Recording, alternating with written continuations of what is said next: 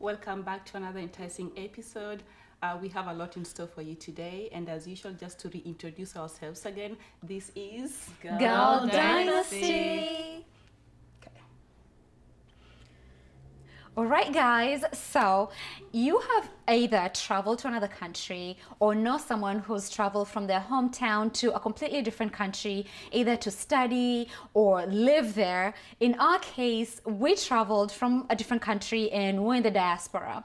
And when we came here, there's a lot of things that we noticed that were not as similar to what we're used to, or they're a little different from what we're used to back home. So if you can relate to that, hey, let us know in the comments, because I would love to know that. But ladies, with this topic in mind, knowing that, you know, what I experienced might not be the same as what you guys experience. So can you tell me what was not even just a culture shock moment, but what are some of the differences that you noticed when you landed to this country?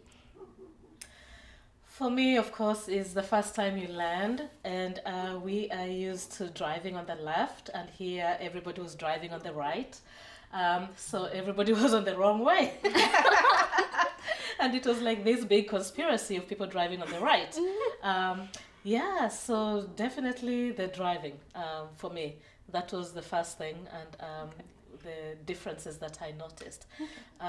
And continuing with driving, also, you know, drive-throughs are something that are big here. Right. Yeah, when you leave, when you're driving, you don't have to leave your car. If you're going to the bank, you can go through the drive-through. Right. Getting food is through the drive-through. Going to the pharmacies through the drive-through. So a lot of driving and very little walking here. Wow. Yeah. You know, you actually said pharmacy. Yeah.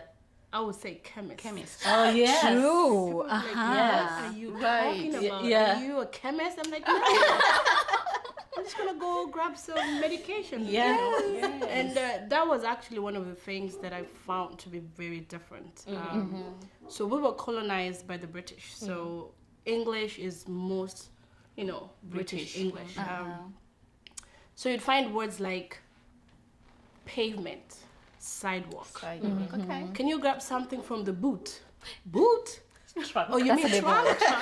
Yeah. That's a good one. Yeah. took me a long time, Yeah, actually, yeah. chips, Fries. French fries, tomato sauce is ketchup. So Okay. that was interesting, you know, because you'd say something and somebody's looking at you like, "What are you talking about?" And they'll be like, "What are you talking about?"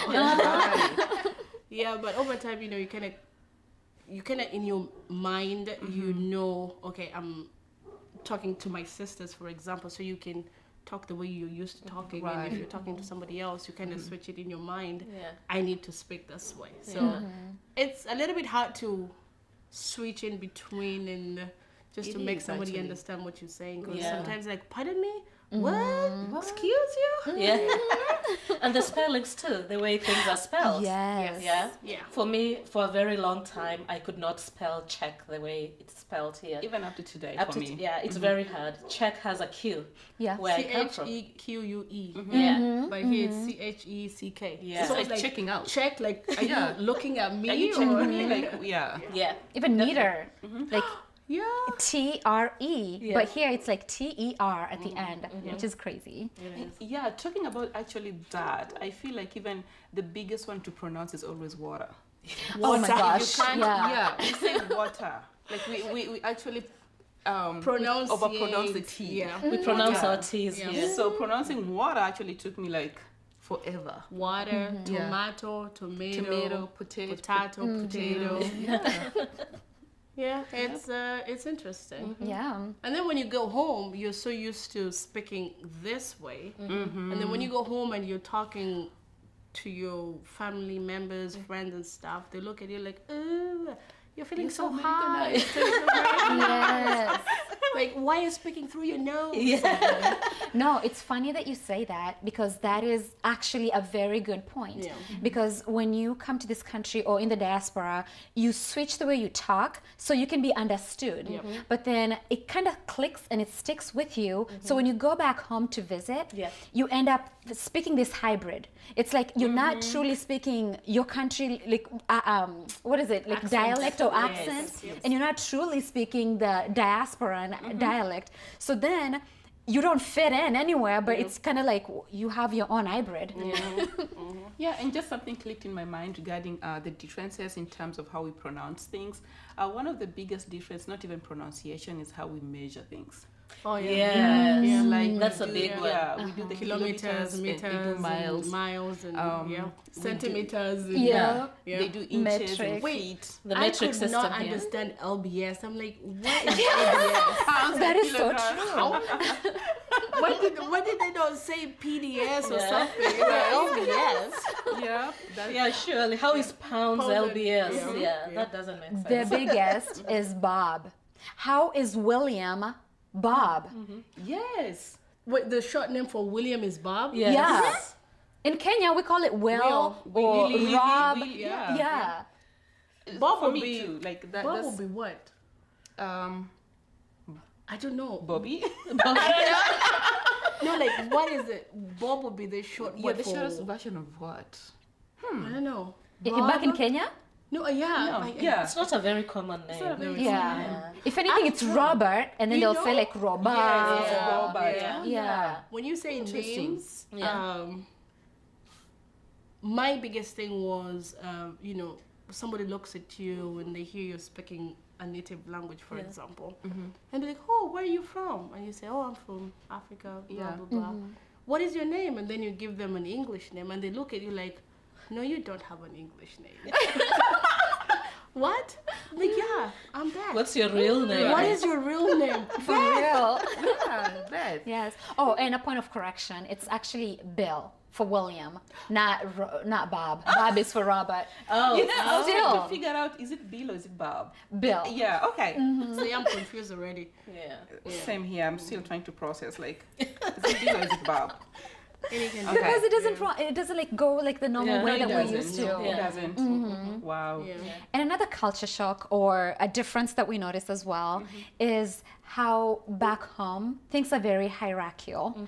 And hierarchical in the sense that if you're, a dad or a grandpa or you're a supervisor at your job, titles carry a certain weight, and Right. if you have a certain title in the community, you're revered a certain way, you're respected. If you walk into a room, you'll be given the first chance to speak. It's just like everybody just knows like, hey, this title is in the room. Right. But then what I noticed when I came here, yes, titles are still important, but it's the way people interact with each other.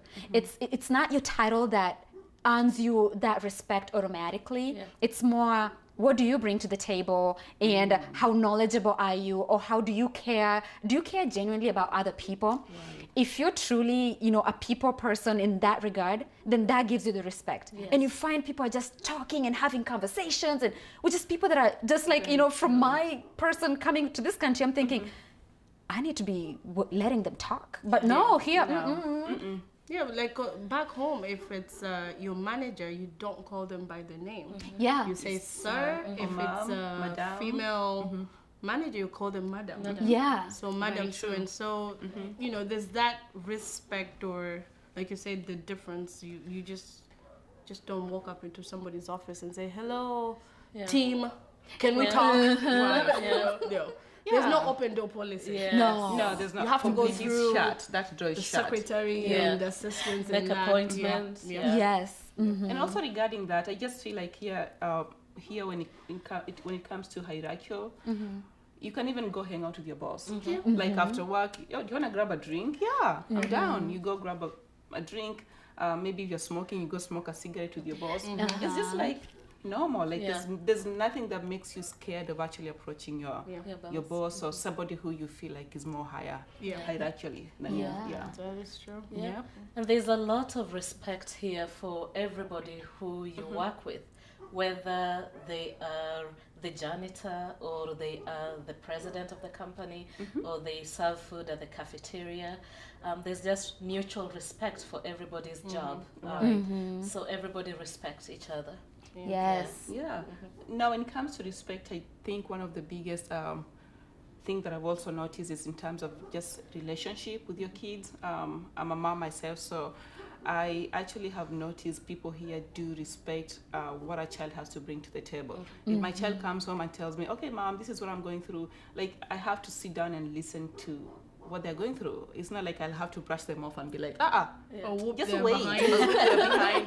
Yeah. Adults are talking here, so go away. Oh my gosh, yes. So yeah, there's just that aspect of you trying to get to know your child even better, listen to what they have to say. Are they going through a problem in school? Are they getting bullied? Are they, like, what is it that's actually going through in their lives? But I think that also comes with, we grow up, you go to boarding school.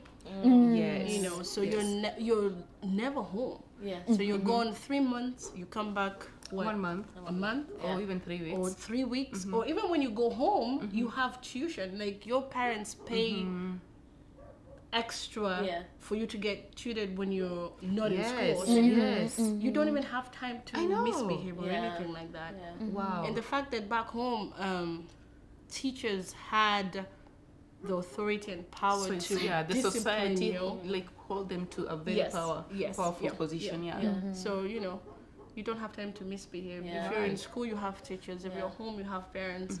Or you can be walking around and a neighbor sees you misbehaving and they're like, Oh my goodness, that's a big one. Being raised by a village. Being It raised takes by a a village village. to raise a child back It home. literally does. Yeah. And you can't even think about running away or doing anything. Oh, absolutely not. That even Where never you crosses going? your mind, right? One time, me and my brother, we decided to, you know, go see some friends and we're Just wander walking. off. And you know, you're trying in your head to think, I'm gonna go a place where nobody knows me. No, somebody looks at you and they're like, oh, this is You look like so and so. child. That's a good one. And then you come home Before and you know it, they call your mom. you sit down. Your dad's like, Beth, come here, sit down. So, what were you doing over here? And you're like, wait, what? Like, I was literally walking, hiding behind bushes and trees. How did you know this? So that is one thing that is very different here. Yeah. Like, it's very different. You know, if it's your family, it's your family. Yeah. But back home, you're raised by the whole community. So Right. I actually miss that sometimes because Yeah. you know I do. you can just walk Yes. up to your friend's house, no notice, no calling, and telling them, "Oh, can I come see you?" Just walk up, knock knock, I'm here, you know, and you set some tea on the stove and sit down and hang Just out. talk. And here we have to make plans too. Yeah. Like even just sitting down here today, we had to We make made massive plans. plans. Because Lots of plans. even just like going to somebody's party, like to somebody's house to have a maybe dinner or party. You know the way in Africa we just go to somebody's house, you don't expect to leave immediately. Yeah. No, you just sit, you stay there probably till like morning. Here within an hour, dinner is done. So okay, see ya. So you know what they say? There's no hurry in Africa. There really is no There's hurry no in hurry in Africa. in Africa. That is But I very think I true. love also that aspect of just like sitting down and talking, mingling with your cousin or your neighbors or just your friends. I just feel like it's more in terms of just socialization aspect. I think I do miss that a little bit. Yeah. And speaking of that is what that's what I miss a lot, you know. Back home in Kenya, you know, once you leave the house, from the time you leave the house and you walk to the markets or wherever you're going, you meet 5, 6, 7 people, up to 10 people, You and say hi to everybody literally everybody. stops. How are you? How's your day going? And you just, you know, it really helps even your mental health because you just meet so many people. Here in America, it's get in your car, drive to work, drive back, and you don't really get to meet that many people. So that is one thing I really miss. And every time I visit home, I intentionally go to those 1 kilometer away markets on foot. That way I can meet people and say hello and run into your old All friends, friends. all Yeah. So I was just taking the angle of food Yeah. because that was very intriguing about when you just go into someone's house. And one thing that I notice about here that I kind of miss about home is there's just the food aspect. You come to my house, oh, you're not leaving until you eat. Yes. Yeah. Yes. And then another thing too, potluck. was a very foreign thing to me. That is foreign. I've never seen a situation where everybody brings something to share. It's always been if you're my guest, I provide the food, you guys eat. And then if you go to the restaurant, you guys remember that? It's like if you invite people to come to your birthday, you're paying for that. That is so true. Like, because that is the expectation. If I told you, hey, Trudy, let's go out. Like, I was going to sit home. I was not going to do anything. But the fact that you're going to make me leave my house, you're taking care of that. You got the tab. But here you go and you get your tab, you're like, what? I wasn't ready for this. I was just going to be happy sitting at home, but now you're making me spend money. That is very different. Or if... You know, there's times where we've gone out with friends, if it's somebody's birthday, you know, I pay for them and they're just looking at me like, what? I'm like, just take it. Just accept it and let's move on. It's And talking about makes the me birthdays, happy. talking about the birthdays and like celebrations like Christmas, I feel like back home we don't overemphasize on gifts. We just like as long as we're happy, we are socializing, we're just sitting down together, having that connection. We don't do gifts. We don't do gifts. No. But Not here, even Christmas. Oh my God, Christmas here, like we have to open gifts. It's becoming my favorite type of a holiday, Christmas especially, because maybe because I have kids. But I just feel like I just wanted them to have that aspect of just like don't value gifts way too much.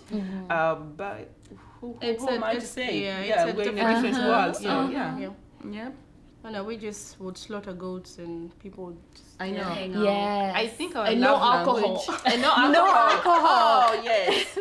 I think that's one of the biggest things also with autism. Because here it's almost like every restaurant has a bar. Every gas station has So it would be like, let's go out everywhere. and eat, and you walk in and you see just alcohol everywhere, and you want to go out because I'm like, I don't want to drink, I just want to eat food. So it took a minute for me to understand, you can go into this establishment and eat and drink. So just because you're going in there, it doesn't mean you have to drink. You know, just go sit, eat, and you know, do whatever you want to do. And even talking about alcohol, I feel like maybe all of us when we came from Kenya, we were not like for me, I had maybe drunk once in my life. But you come here, you become a mixologist, you know how to, I make the mean ass mocktails, cocktails. You know how to make literally everything, right? So, but back home in Kenya, like you didn't even know brands of whiskey that existed. No, but you know, back home, drinking was looked down upon. Yes. Just frowned upon. Especially for women. So it was more like the men would drink, but the women were not supposed to drink. So I actually had my first alcoholic drink here in the US. Yeah, that I can see that, to be honest. I think I had my second drink here in America. First, I was like, oh, I've been baptized, yay! Welcome to the club. Welcome to the club. And talking about go ahead. Actually, go ahead. Talking about alcohol, I remember when I worked at the first job that I had, break time or lunchtime, I never saw anybody around. Everybody was gone. And I didn't know people were smoking. So the smoking aspect for me was just like a new foreign thing. I realized, oh wow, smoke breaks. And somebody's offering me a cigarette. Like, can we go outside and smoke? I'm like, I don't smoke. And I feel bad saying that. But For me, it was in church. Is the first time. Like we had church, Bible study in the morning, and then we have a break. Then we go into the main service, and we did Bible study with this wonderful group of people. Then during the break, like 5-10 minutes break, they all went out and smoked. And being raised in my church where they preached that is a sin, it kind of took me aback. But now I'm used to it, you know, and I don't see anything faulty in that. Me too. But that was one thing that really like gave me a double take. That is very true. I had never seen like a lot of women smoke at the same time. I think for me that was, because maybe men I can see that, but for women I didn't. That was different. Yeah, that was a big difference. But nowadays I'm just like, okay, you do your thing. Do you? Do your thing. The other thing was how straightforward that when someone does not want something, it is to say. So I remember coming from Kenya, we would, if you offer someone something or they offer you, even if it's water, just accept it, take it. It's all somehow like it's unspoken, but it's kind of considered rude to decline Say someone's no. hospitality. Yep. But here, you can have just your American friends come in and you're like, Yes. hey, would you like some juice? No, no, thank you. I'm good. And that's okay. Like Yeah. they just, and we're like, whoa, we're not used to that. No. Yeah, I remember being told that in a house because they would offer me things and every time I would say yes, yes, yes. Because it is rude to decline. Do you want Diet Coke? Yes. Do you want regular Coke? Yes. Do you want Dr. Pepper? Yes. And maybe you didn't even like Dr. Pepper, I right? don't, yeah, no. And they're just like, Elsie says yes to everything. She's easygoing. She says yes to everything. That's hilarious. We're just trying to be polite, guys. Just trying to be polite, And I that's think, how we yeah, were raised. Our love language, I think, from maybe Kenya, because we come from Kenya specifically, we can only speak from that angle. I just feel like our love language is food. Yes. Like we don't know how to entertain you without food. Yeah. Mhm. If you decline my food, that's being rude. Yeah. Like that's the only thing we know how to do best. So yeah. Yeah, and we throw it down. Yeah. We do actually. Big. Ah. Yeah, because I remember, like I usually go home every 3 years or something, and you know, you go to one auntie's house. There's a whole thermos of tea. I know. And you have to drink the tea. You go to the next house. Do you want to eat? No. Okay, tea. Like by the time you're done, your bladder is so full. You don't even want to see 100. anybody. Right. Yeah. And you can't say no. You can't say no. And you No. have like 7 aunties to visit, Yeah. right? Yeah. You cannot say no. Interesting. So you suffer in love. Yeah. I like that. Very true. Yeah, because when you leave, you know, they're happy that you ate remember it something. and you're still keeping up with your traditions, like, you know, because they enjoy the fact that when you go home, we've not changed, per se. You That know, is true. we still do what we were doing before we moved to the US. So, And I love that. Yeah. Oh, okay. We just bought, like we were going to say something like. So yeah, I think for me, one other aspect that like, it's a digression from what we were just talking about, is when it comes to schools. I feel like in Kenya we have like schools after every 2 miles, right? Yeah. Yeah, like schools are just Yeah. It's not everywhere. even that. Schools back home are fenced in. Yeah. Like it's a fortnight, Right. walls and barbed wire. Yes. But here schools are just like Actually, open. the And schools are wait, like that is a freezing in school. Kenya, right? The intention is to keep you in. Right? They're fortified. Right. That's the word actually. Yeah. But schools here, they go from elementary to high school to elementary to Middle school school. to high school. Yeah. But in Kenya, you go to elementary and then you do something different here and then you go to a different high school. Yeah. Yeah, they're not like, and we have a lot of boarding schools in Kenya. Oh yeah. So I remember when I told my mother-in-law that I was actually in a boarding school in Kenya, she was like, wow. Were you a bad girl? Yeah. No, she thought maybe I came from a very affluent family. Oh, yeah, because that here is like you're very normal, affluent. yeah. Yeah, in Kenya, it's like everybody goes to boarding school. Yeah. Yeah. Speaking of schools, here in America, it is very, very common for parents to go to school and come to school and meet with your teachers and discuss your grades or to talk. The parent-teacher conference is a thing here, and you can go see your kids' teachers anytime. But in Kenya, if you see your parents in school, You're in trouble. You're in trouble. You're definitely in trouble. Right. Yeah. So usually that entails some caning Yeah. from Caning, the teacher and maybe the parents. suspension. Yeah. Yeah. Yeah. And speaking of schooling too, here where you live determines which school you go to. So you cannot go to a school in a different district. No. But in Kenya, your parents like a school in 3 Nairobi? provinces down. Yeah. That's where you're going. But I think they're trying to kind of limit that nowadays. There? Yeah, even the teacher, the people or parents going to school to have a conversation with their teacher. Yeah. So even like we're in a WhatsApp group for one of our kids who is in Kapsabet Girls. So we have like a WhatsApp group, so they have to chat and say what is the way forward. We want parents to come to school, but if you feel like your child is not performing that well, come to school and speak with the class teacher. Yeah. So I feel like there's a little bit of a difference nowadays. Yeah. But back then, your parents coming to school, that was a big, Yeah, big, you're getting a beat yeah. down. a big- Yeah. And again, guys, we haven't been in Kenya in a long time. So we're Yes. talking from our perspectives when we came here. Right. I was home last year. You are, so I'm the not ones speaking who for Beth. She has not been in Kenya for a while. For over 10 years. Yeah. Me and her were in Kenya in March. Yeah. So, So my And then perspectives might be different. Yes. So when I go visit this It'll be- year, hopefully, actually, then it'll I'll be give you a different culture perspective. shock for It her. will be a culture shock Yeah. for sure. So I'll give you another video of my culture shooketh moments. So this time around is ironical because it's you going back to Kenya being culture shocked. Yeah. Yes. After being removed for so long. So Yeah. Yeah, it's gonna be different. it is different now. Because Yeah. even being away 2-3 years, you go back and it's just like The whole dynamic is Yeah. changed. Yeah. Yeah. One of the things I have tried to do in Kenya and I cannot bring myself to doing is driving. I feel like driving here is so organized. When the lights are red, you stop. Very When they're organized. green, you go. You have a right of way and all of that. And every time I go to Kenya, I try that and they tell me, don't keep saying right of way. You're going to get hit. That's a really good Yeah, one. and it's just like so many people and people are just doing different things. So In Kenya, it's a muscle yeah, game. it is. Whoever is more yeah. muscular is gonna go. There we go. And I think another thing that was very different for me was coming from the city, Nairobi, working there, you know, you're using public transport and it has like specific places where they drop you off. Yes. And then you have to walk all this distance to get to the office. So the foot traffic was so horrendous. You find yourself walking like this. I know. You know. Yeah. And then you come to the US It's so spacious. Where the people. with everybody. Exactly. Yeah. Especially here in Iowa, like, Right. oh, I can stretch my arm and just walk comfortably. Right. Yes. Nairobi has like 6 million people Oh my here, gosh, so it's horrible. it's very horrible. Yeah.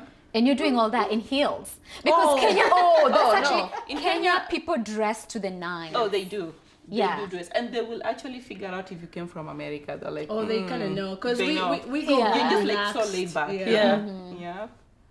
Yeah, actually, like when I moved, I brought all my suits, my scarf Yeah. suits, my So suits. the office one of wear. those people who are flying wearing a suit. No. Okay, good. No. The skirt suits, No, yeah. I mean to the office because Yeah. that is how you dress. dress. Yeah. Yeah. You know, you're not wearing any leggings. You're wearing suits and you're dressed up. Yeah. So I'd go in Formally. and people would be like, Beth, do you have an interview? Right. I'm like, no. I'm just dressed. Oh. Are you sure you don't have an interview? Are you sure you're not leaving us? You know, I'm like, no. So it got to a point where I'm like, back home, if you're corporate, you dress You for dress. it. Yes. Like, you would not know if somebody was a senior manager or a secretary. Right. They all dress Dress up. to the T. Yes. Yeah. So they actually told me one time, like, I put them to shame or they'll give me an award for the best dressed. Yeah. In my head, I'm like, I'm toning this down. Right, If I was right. to dress the way I used to, I'll be the CEO. Yeah. Yeah. No, that is very true. And Very when you true. go to, when you get invited to events, we also still dress up because We do, we we do. take our events very seriously. If you invite any Kenyan, you'll know like they'll be the most dressed there. Yes. It's not because they want to outshine anyone. It's just something that we grew up, you know, doing, seeing our just part of our parents, our people. background, yeah. It is, and it's something that it's kind of like you're respecting someone's event. So you're showing up not in your pajamas. You're showing up looking dressed for the occasion. Right. I remember when I used to work in Kenya, I used to work in a bank, and we specifically had a manager who, if you wore anything different than a suit, you go back home. So he insisted on you buying suits every time. And Wow. like you come into that office, oh my goodness, it looked so professional. Yeah. Which was really good, but in hindsight, I think it was just more like, Intense. what for? Yeah. Are you paying me extra for my Yeah. suit? Exactly. No extra. Yeah. It's just the image. Yeah. You know? So when you're out there, if somebody asks you, you know, where do you work? That image portrays Yes. where you're working. You know, they don't want to look at sloppy, Yeah. you know, employees. If you wear sloppy, they'll probably think your work is sloppy too. Right. You know. Yeah. It was a lot of work Yeah. wearing high heel shoes and I know. walking and trying not to be knocked over by. Oh my goodness. So what Foot we'll do traffic. is just you carry 2 pairs of shoes, one flat shoes, and then when you go to the office, you change and wear your heels, Yeah. and still look cute. Yeah. Wow. Yeah. So guys, as you can tell, we have a lot of differences that we can talk about for days. So if you want to keep hearing about our perspectives, our diaspora versus Kenyan perspective, this is a channel to subscribe to. So we'll keep them coming. Yeah. Yeah. Yeah. Yes. Yep. Make sure you subscribe, and we have a lot in store. We have a lot of topics to come, so just stay tuned. Stay tuned. Totally. Adios. Bye. Until next time. Wow. Oh my